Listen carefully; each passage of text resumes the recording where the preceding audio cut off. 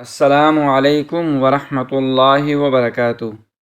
زما محترم و عزتمندو، نن زه تاسو ته یو داسې مجرب عمل ښیم، داسې عمل چې ستاسو ژوند بدلولی شي، داسې عمل چې تاسو د محتاجۍ او د غریبۍ نه وباسي، د بل محتاج ضرورتونه و بیا تاسو پوره کوئ.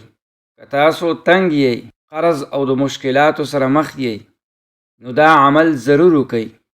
د دې دپاره زه درته یو خاص وظیفه هم ښیم.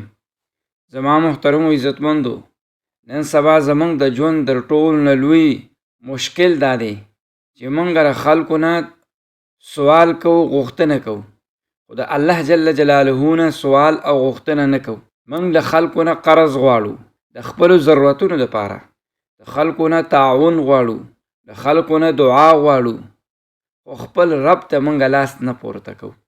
حال دا دی چې الله جل جلاله په قرآن کریم کې فرمایلی دي: ادعوني استجب لکم، ما نه وغواړئ زه به درکم. خو زموږ بدبختي دا ده چې زموږ یقین کم شوی دی. موږ فکر کوو چې زموږ مشکلات ستونزې دومره لوی دي چې الله جل جلاله یې نشي حل کولی. په دې فکر کې موږ خطا یو. نن زه تاسو یو ساده خو ډېر قوي عمل ښیم. دا عمل داسې دی چې تاسو په یقین سره وکړئ، نو انشاءالله الله جل جلاله به تاسو لا د سوال کوونکو نه، د قرض غوښتلو نه، د ضرورت پوره کولو دپاره دا عمل وکئ. الله به ستاسو ضرورتونه پوره کړي. زما محترمو عزتمندو، پیغمبر پاک صلی الله علیه وسلم فرمایي: من سأل الناس اموالهم تکلفا فانما یسأل جمران.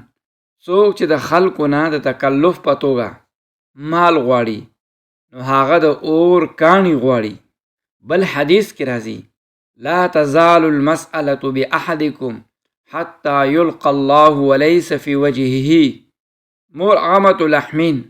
سوال کون کې به دا انسان داسې وي چې د قیامت په ورځ به دی راپاڅي، د ده په مخ په غوښه نه وي. اسلام موږ ته عزت راکړی دی، موږ ته دا سبق راکړی دی: الید العلیا خیر من الید السفلی. پورتنی لاس د لاندېني لاس نه غوره دی، یعنې ورکوونکې د اخیستونکي نه غوره دی. اول کار دا دی چې موږ د خلکو نه سوال پرېږدو، یو د الله جل جلاله نه خپل ضرورتونه وغواړو. اوس راځو هغه عمل ته چې ډېر ساده او مجرب عمل دی. هغه عمل داسې دی: هر ورځ د خپل وس مطابق د روپو یو نوټ په راوباسي، که هغه 10 روپۍ وي، که 15 وي، که 20 وي، که 50 وي، هر څومره چې وي. او که تاسو په هر ملک کې یئ، چې په کوم ملک هم یئ، که ډالر وي، که ریال وي، که دینار وي، که هر یو پیسه وي، هغه روپۍ او هغه نوټ په بخي لاس کې ونیسئ. په هغې باندې به دا کلمات ووایئ: یا الله، یا رزاق، یا وهاب.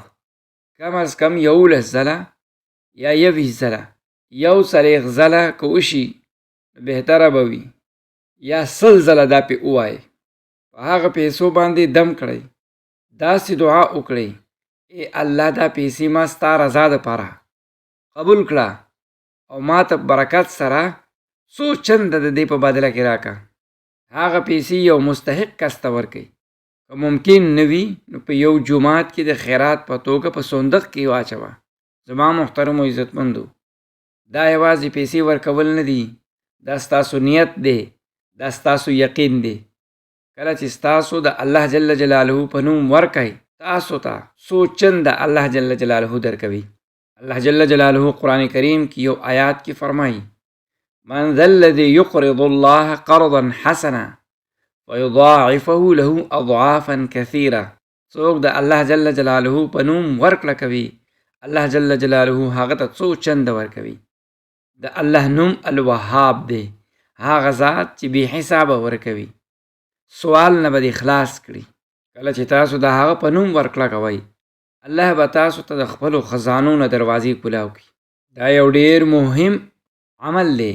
دا عمل یوازې هغه وخت اثر کوي چې ستاسو یقین مضبوط وي. که تاسو شک کوئ او تاسو وایئ که الله را نه کړي نو څه به شي، نو دا نتیجه ډېره کمزورې ده.